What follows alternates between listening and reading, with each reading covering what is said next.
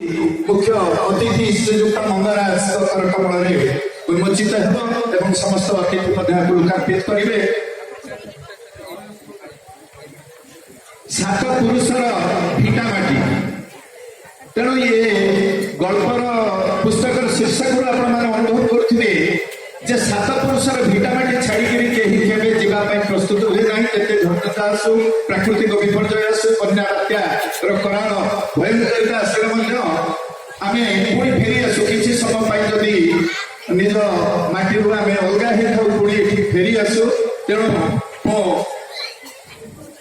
समस्त अनुरोध करी मंचासीन बंधु मैंने पुस्तक टी लोकार्पित करेंगे।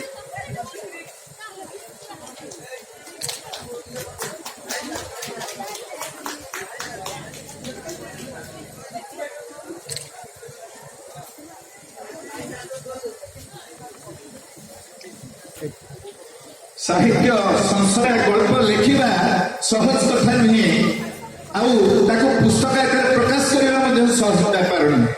तेणु आपण मैंने समस्ते साहित्य मनस्क कवि मनस्क आपण मैंने सहृदय सहित यही कथाटी को भावे एवं आगामी दिन मानक आम अंचल विभिन्न सारस्वत महोत्सव आपण मान कृति और कृतित्व जो लोकार्पित हो पार से आपण मैंने आगे आसवे एवं साहित्य पछरे आम जो मैंने रहीचु शुभेच्छु निश्चित भाव में सहयोग करूँ से साहित्य बंचब।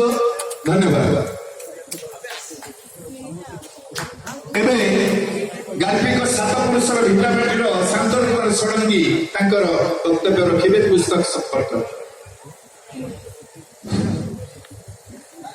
माननीय सभापति ओ मोर सम्मानीय अतिथि तथा कवि बंधु दीर्घ 30 वर्ष हेब मोर अभियान चली रही किंतु गोटे जिनस ये प्रोत्साह और उद्दीपना आम सोसाइटी ना कहीं ना जी लक्ष्मीकर वीरपात्र हो पार से ही केवल निजर अति आपणार हो पार।